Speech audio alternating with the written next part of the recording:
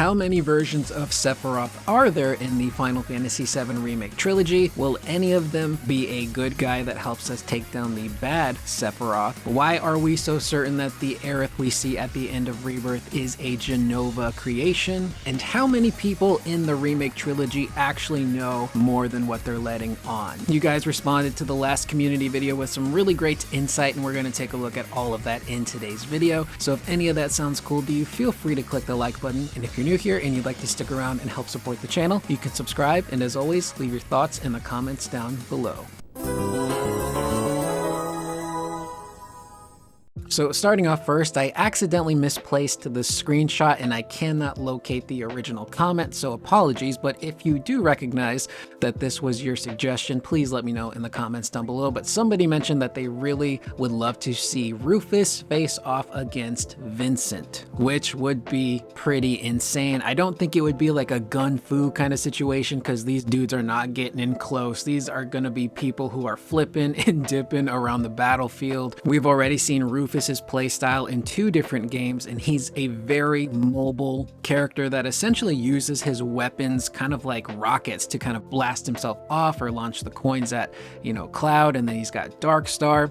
So again, seeing a character like that face off against Vincent, who I also would assume would be very agile and very fast, but we don't really quite know how he's going to work mechanically, I think would be cool, even if it's just a cutscene. Let these 2 guys go at it, do like the Final Fantasy version of Gun Fu John Wick, and I think it'd be pretty cool. But I personally just kind of want to see Vincent have like a hit list of people at Shinra that wronged him that he needs to face to face and just kick their butts. That'd be pretty cool. Next, we have Leland Wells, who said that they wanted me to check out the Marlene and Zack scene from Rebirth because she explicitly says Cloud doesn't save Aerith. And this led me on to the idea of how many characters within the 7 Remake trilogy actually know what's going on. So the first 2 are obviously Aerith and Sephiroth. There's Omni Aerith, the Aerith from the livestream, who knows of the previous events of the original FF7, and she's kind of slowly feeding our Aerith different bits of information at different times to equip her with the knowledge that she needs to kind of keep Sephiroth at bay and guide the party, especially Cloud, into the directions that they need to go.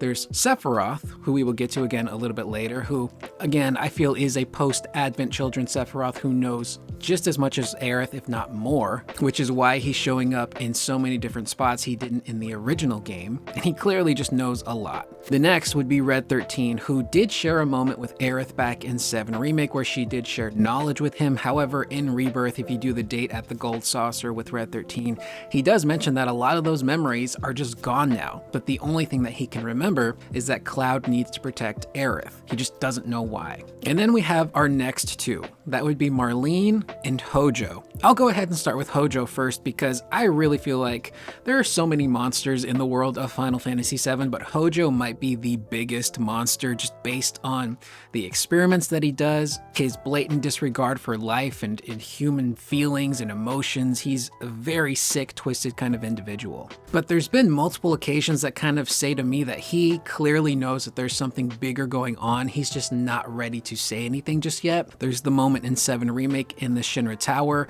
where he comes across Cloud and he asks Cloud like, "Oh, were you a soldier?" And Cloud says yes. And then Hojo goes, "Oh no, wait, I remember, you weren't a soldier." And he's literally about to give away the twist of this story until the Whispers show up and take him away and like, no. Spoilers, man, you can't say that stuff just yet. And then there's the conversation that Hojo has with Rufus in the helicopter where he, is saying like essentially like maybe we need to think bigger. So I think Hojo clearly has a better grasp on what's going on. Maybe he's aware of the multiple worlds within the live stream, how they work. Maybe he's aware of what Sephiroth is doing, even Aerith. It's all really fascinating, and I think they're going to dive a little bit further into Hojo in part 3 because I feel like he just knows a lot. And then of course we have Marlene, who is very interesting because in 7 Remake, Aerith is tasked with finding Marlene in 7th Heaven, saving her, bringing her to safety. She does that, but Marlene is a little, nervous at first. She doesn't know who Aerith is, so to get her to trust her, Aerith shares a bunch of information with her like she did Red 13. And I think she does share the fact with her that she does in fact die, because in Rebirth, Marlene tells Zack, you need to save Cloud, you need to wake him up because he needs to save Aerith. If not, this man with long gray hair is going to kill her, which signals to Zack, oh, Sephiroth's going to kill Aerith. So Marlene, just being a kid, clearly knows a lot of the events of the original FF7. She probably doesn't understand all of it, but she clearly knows more than probably what we do at this point. And I feel like the fact that she told that to Zack and the fact that we again do see what happens at the end of the game, yeah, in Cloud's world, Aerith is in fact dead. But what's really interesting about Marlene is that there's a moment at the end of 7 Remake where she's watering some plants and she can sense her father, Barrett, reaching out to her. Like, she just looks at the flowers and goes, Daddy, I think is what she says. I don't think she says Barrett. I think she calls him Daddy. And she can tell, like, Barrett is calling out to her. So I'm very curious about Marlene and what they're going to do with her character. Is it, more to her, her lineage? Is there more that we don't know? Is it the fact that Aerith and her shared a connection, which then gives Marlene the ability to kind of do what Aerith did, maybe on a smaller scale, and just kind of sense people or be in touch with the planet? It's very fascinating. But that leads us to our next comment from, I believe it's Jean Poulet, maybe the second, or Jean Poulet or Jean Poole. Apologies if I butchered that name. But they were having a conversation with another viewer about the line from Zack where he tells Cloud, save her, in reference to Aerith. So why would Zack tell Cloud to save Aerith if she's already dead? And would that potentially lead to Cloud and Zack somehow trying to save Aerith permanently and bring her back? I don't think that's the case. So I think the reason why Zack says to Cloud, save her, is because Zack is unaware that in Cloud's world, Aerith has already been killed. Because in Zack's world, Aerith and Cloud are still alive. They're just in a coma. So when Zack gets that information from Marlene, he's like, oh, maybe there's still time to save Aerith. So again, he's unaware that our Aerith has perished, which is why he says to Cloud, save her. But then it also brings into question the scene that Aerith and Cloud had in the date when they're in the other world. It really felt like they were in the world that Zack was in, which I think was described as a world resigned to its fate, a world that was doomed and they just accepted it. Because in that world, Cloud and Aerith are in the same position. Aerith was on the bed, Cloud was in the wheelchair, but then they get up and they leave. So are their bodies still there? Was this just like a little dream sequence and the bodies are not important? Is there like apparitions going on? Was this a completely different world? Now, if we can maintain a constant level of emulsion, and there would be a celluloid and protons would converge in a diverge. I don't know where I am right now. I'm lost. It's all very confusing, but in a fun way. Next we have, oh God, I hope I get this right.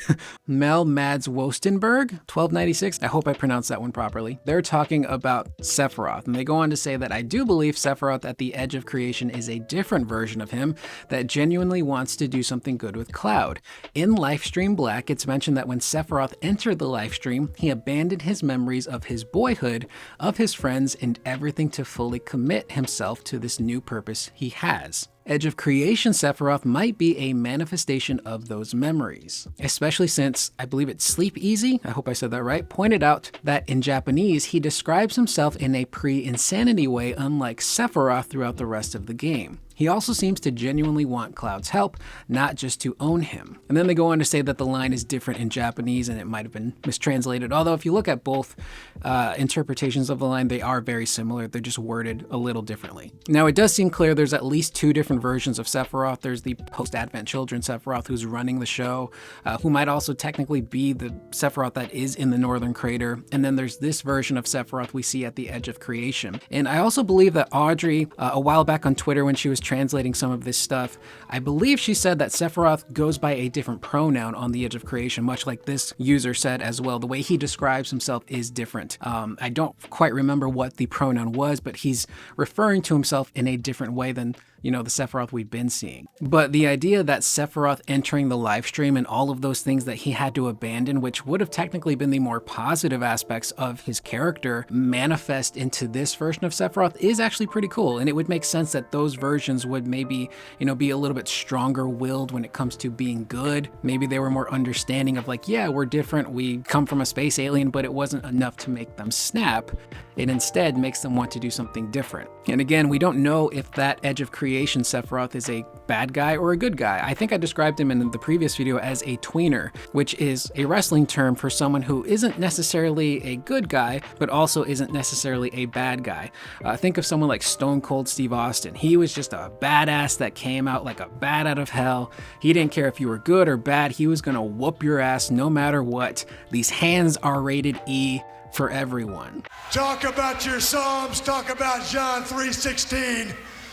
Austin 3:16 says I just whipped your ass. Eventually, WWE would turn Stone Cold into a certified heel, which was not a good idea, and the company's profits would eventually Drastically go down. So that Sephiroth could be a bit of a tweener. I still think that maybe there's something a little bit more nefarious going on, but we have no idea. But that's, again, what is most intriguing is what does this Sephiroth want? Next, we have Early Riser 03, who talks about what Tifa saw when Aerith was dying.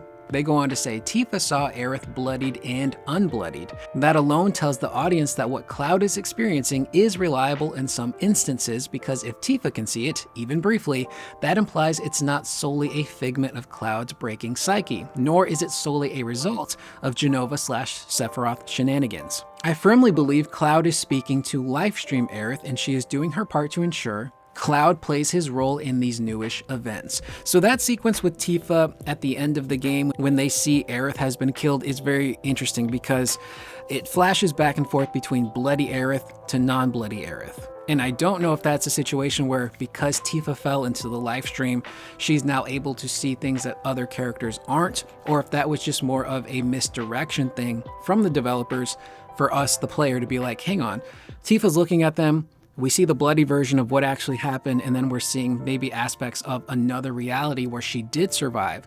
So again, I don't know if that's Tifa seeing those things or if it's just meant for us as the audience. But if it is her seeing different things, that would make sense for someone like Sephiroth or Jenova to take advantage of, because one of the strongest relationships Cloud has in that game is with Tifa, and she again is responsible for helping him put his mind back together. So if Sephiroth can sow even further dissent between those two and question, is what Cloud's saying and seeing true? Is what Tifa saying and seeing true? It builds an even bigger gorge of distrust between the two of them. So that's super fascinating to think about. Up next is more Sephiroth talk from Murderface7744. Lovely name. They go on to say, I hope we see Sephiroth realize that he's been used/controlled/manipulated by Jenova and what he does with that information in part 3. Part of me wonders if the 7 seconds until the end Sephiroth is real Sephiroth outside of Jenova's influence. So to touch on that last part, that's something a lot of us have also speculated on, is maybe at the edge of creation, Sephiroth is just free to think for himself, as himself, without any manipulation from anyone, whether it's Jenova, Hojo, what have you. Because again, the way he carries himself in that scene doesn't feel like inherently evil to me. That, or I'm just super gullible and easily manipulated. I don't know. And as far as the relationship between Sephiroth and Jenova, it feels way more like a partnership, like a symbiotic thing. It's not just Jenova outright manipulating Sephiroth. Sephiroth, I think, is still the big bad in charge of everything, and he's using aspects of Jenova to help further his plans and further manipulate people like Cloud. Because if we look back at the Nibelheim flashback, when Sephiroth snaps and goes nuts, that's him. That's his own doing. And that was confirmed by the developers in the Ultimania, that when Sephiroth makes that decision to burn the village down, that's not influenced at all by any outside sources or Jenova. He does that on his own. But again, looking at that edge of creation Sephiroth, if he is free of Jenova's influence and he sees that Jenova is essentially in the way of him wanting to accomplish something, I could totally see him wanting to work with Cloud to get rid of her, so now he has no one to worry about, so he can, fulfill further machinations. Up next, we have something that's been very controversial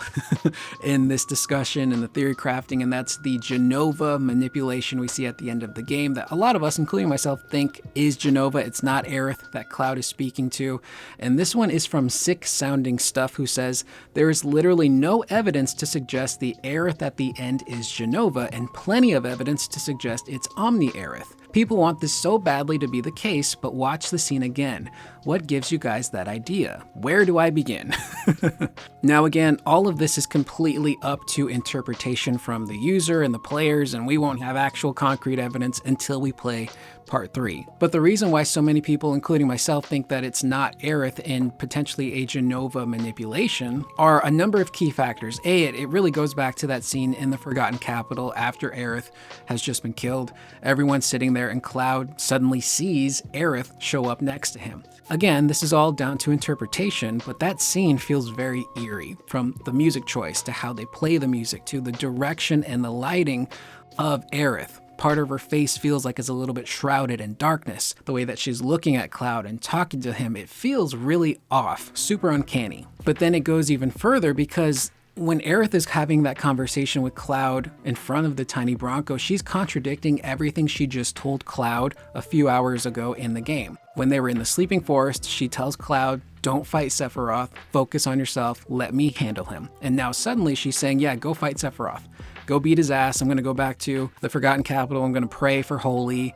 I'm going to cheer you guys on. So why would she contradict herself? And my mentality was, if this is Jenova masquerading as Aerith, she's going to do everything she can to fool Cloud and to keep him thinking that it's actually Aerith. So she's, again, I like to describe it as Jenova giving her performance of a lifetime as Aerith, playing Aerith's greatest hits to continue to keep Cloud delulu. But then, if you look a little bit further back, there's the fight with Sephiroth, where it's supposed to be Sephiroth versus Cloud until Aerith shows up. And again, I think this is probably Omni-Aerith showing up in this battle. And this catches Sephiroth completely off guard. I believe his words were, I underestimated you, and then I think he says poor form, which I thought was pretty funny. Okay. Are you kidding? That's unfair. She made those. I need to calm down.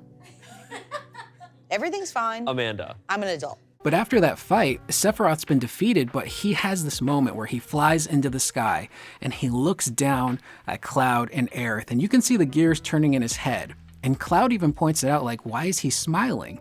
And Aerith, I think, says something to the effect of, because he knows it's not over yet, or something like that. And in that moment, when Sephiroth flies away, my interpretation is that he's looking at the fact that Aerith is now back. He didn't foresee that, but he can use that to his advantage to further manipulate Cloud. So what would he do? Convince Cloud that Aerith isn't dead.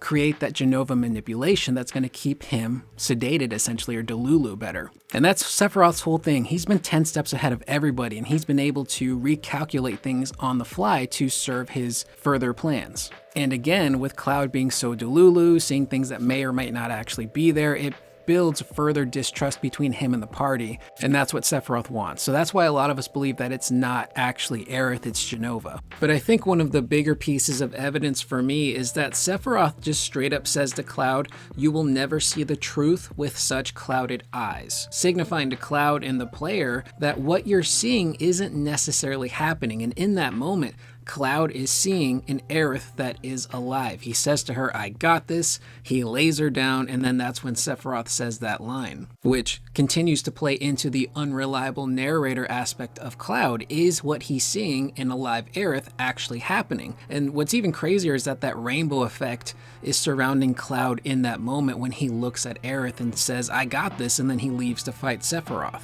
And granted, Sephiroth does say this to Cloud before Aerith comes back to help Cloud fight Sephiroth in that final battle, but I still feel like it plays into that manipulation factor for Sephiroth, because again, if this is a post-Advent Children Sephiroth, he's equipped with so much more knowledge that he can use to further manipulate Cloud. And this dude has like 10 tabs open on the Manipulate Cloud web browser, and he's flicking through all of them at so many different moments to just really mess with the guy. So all of that to me just kind of signifies that there's way more going on in what we're seeing, and what Cloud is seeing might not actually be real. But to look at the flip side of that, there is the theory that it is actually Aerith and not some Jenova manipulation. And the reason why she's there is to effectively kind of be a barrier for Cloud and to help support and reinforce his psyche to stop it from breaking earlier than it's supposed to.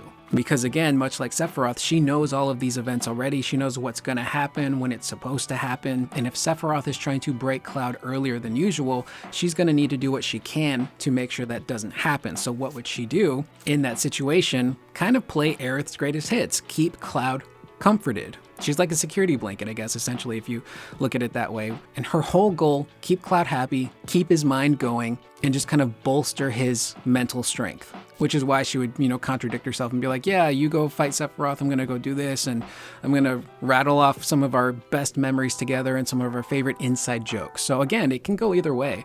I could see both happening. I'm in the Jenova camp personally, but I could totally see like, yeah, this is Aerith trying her best to support Cloud to keep his mind from breaking. It all comes down to interpretation. And to kind of go hand in hand with that, our next comment is from kittycat_8973, who points out one thing that not a lot of people mention about that scene in the Forgotten Capital, and it's Cloud. His reaction to seeing Aerith, it's really unsettling.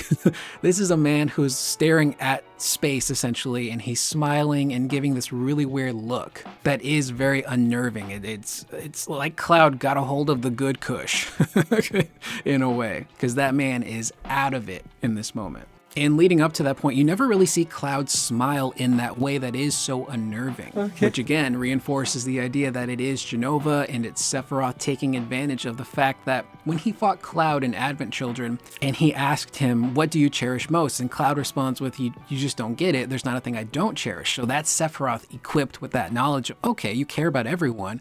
I'm going to use that to my advantage. Aerith's now back. I'm going to create a weird version of her that's going to keep you Delulu. Next, we have Zack Atkinson 3926 that says, yes, Zack will meet up with the party and all 10 of them will have the showdown with Sephiroth. That would be a cool throwback to the original final battle in the OG game where you had 3 separate parties in 3 different sections, which we kind of did that in Rebirth, but they were in, slightly different realities. But I like the idea of everyone just beating up on Sephiroth. It's that whole meme of you came to the wrong neighborhood, motherfucker. We're gonna beat your ass, which I think would be funny. Fight back! Fight back!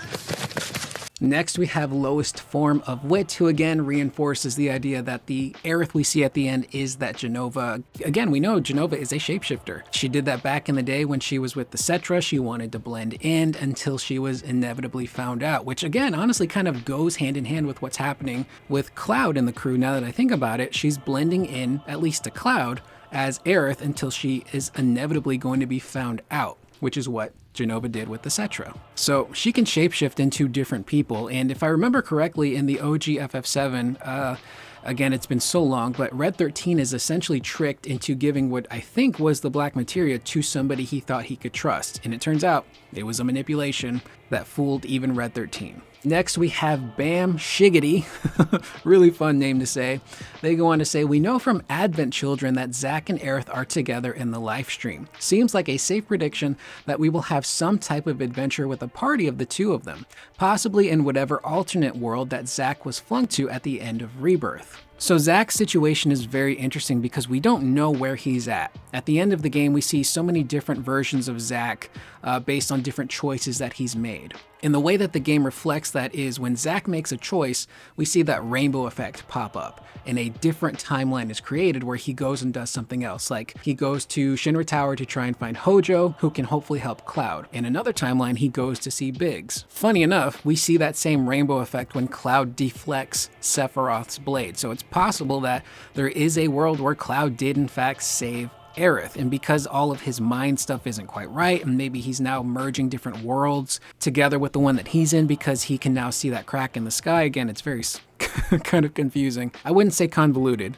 but it is definitely very confusing. But when it comes to Zack, we don't know where he's at. I like to think that maybe he's now in the world that our party is in, especially if all the other worlds were destroyed. He really wouldn't have anywhere else to go but be in that same timeline and world as the main party. But what's also really interesting is that at the end of the 7 intermission DLC, we had that scene with Zack outside of the church and he's trying to figure out, okay, it's been a while since I've seen Aerith. How do I say hi to her? So he works up the courage, opens the door and says, I'm back. And the church is seemingly filled with people who are incredibly sad. They're crying their eyes out and we don't know why. Zack then says, Aerith, and it cuts to black. So in that situation, we don't know what the heck's happening. What version of Zack is that? What world is that in? What happened to Aerith? Is she dead? Has she been kidnapped? Has she just gone missing? We don't know. And that scene is really interesting because they have not referenced, as far as I know, that scene since we saw it in intermission. So what the frick is going on with Zack in that specific scene? I think it's something that I hope they expand upon in part 3. But as far as Zack and Aerith being in the live stream, in Advent Children, yeah, because they're both gone, they have, reunited within the live stream.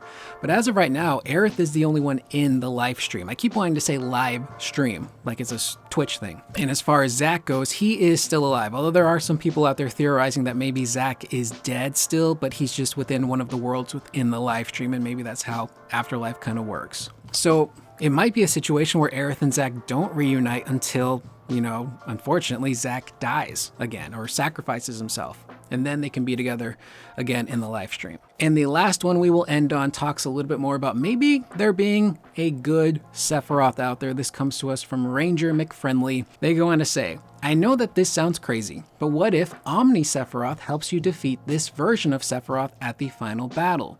I would love for one version of Sephiroth to be redeemed and help, as if he realizes all the bad he has done, and then it says Celine's the hero he always needed to be. I'm assuming that's supposed to say Sephiroth, but it was a typo.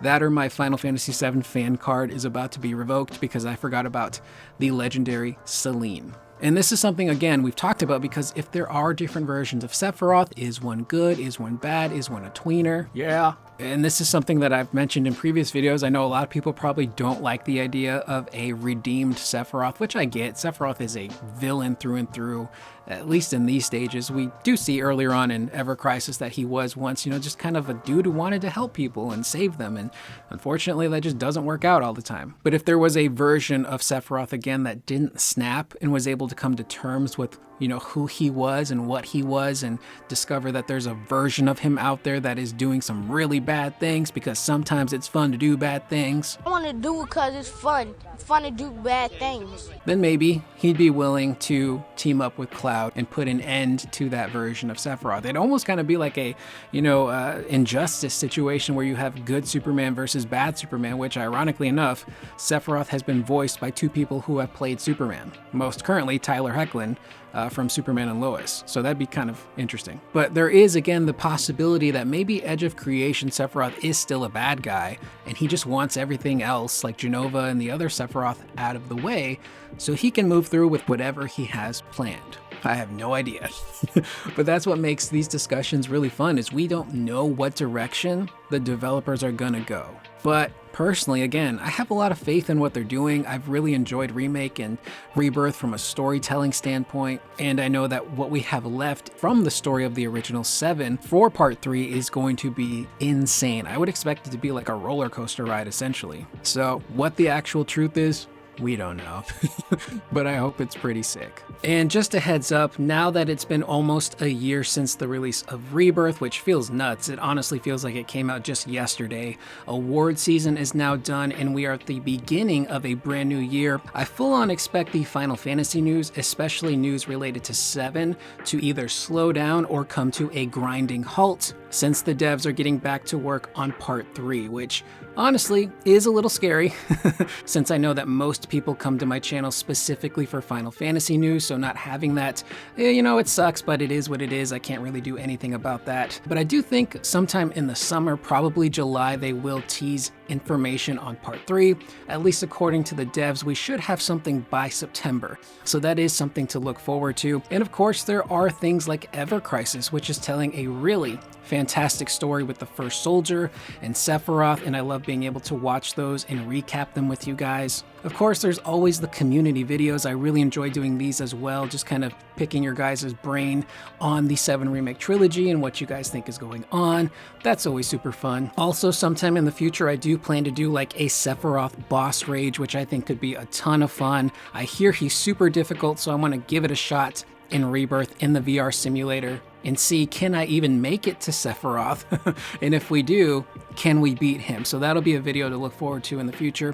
And then of course, there are other things that pique my interest that I will cover here on the channel, like Resident Evil, Onimusha, Ghost of Yote, which is coming out this year. I can't wait. It's gonna be incredible. And I know that not everyone's gonna wanna watch those because it's not Final Fantasy, which is, again, a little scary. But for those of you who do decide to stick around and check out those videos, even if you just put them on in the background while you're cleaning or, taking a dump, it really helps out my channel a lot. I greatly appreciate it. And if you do decide to stick around, thank you. Or if you do decide, okay, I'm gonna bounce for now until some stuff for Final Fantasy comes out, I completely get it.